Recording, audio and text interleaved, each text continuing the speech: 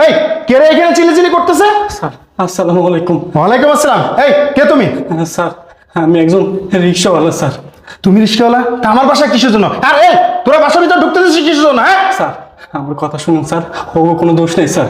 Sir আমি আমার স্ত্রীকে খোঁজার জন্য আইছি স্যার।